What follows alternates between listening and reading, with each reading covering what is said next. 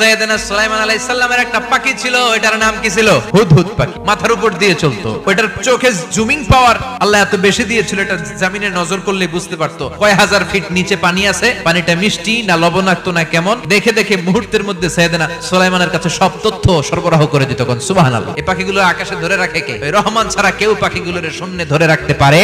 কত শত আয়াতে যে আল্লাহ পাখির কথা বলেছেন হিসাব নাই। এই পাখি নিয়ে গবেষণা করে বিমান বানাইছে, আমরা বানাই নাই। আমরা তো খোঁজাখুঁজিতে ব্যস্ত। উইলবার রাইট আর অরভিল রাইট এই দুই ভাই 1903 সালে এই বিমান আবিষ্কার করেছে এই আয়াতের উপর গবেষণা করে। আওয়ালাম ইয়ারাউ ইলাত তাইর, ওরা কি পাখি নিয়ে ভাবে না? আমাদের তো ভাবার সময় নাই, আমরা আছি মদ নিয়ে। মুসলমানরা আজ মদ আর নারী নিয়ে ব্যস্ত, আর ইহুদি খ্রিস্টানরা আমাদের সব ঐতিহ্যকে ধারণ করেছে। পাহাড়ে শুয়ে শুয়ে দুই ভাই খালি পাখির ছবি আঁকে, কেমনে পাখিগুলো ডানা ঝাপটা মেরে ওঠে, কেমনে নামে, গবেষণা করতে করতে করতে প্লেন বানায় ফেললো। এজন্য আল্লাহ ডেকে বললেন, গোলাম ওরা কি পাখির দিকে তাকায় না? পাখির দিকে যদি নজর করে একটিবার তাকাতো, নাস্তিক আর নাস্তিক থাকতে পারতো?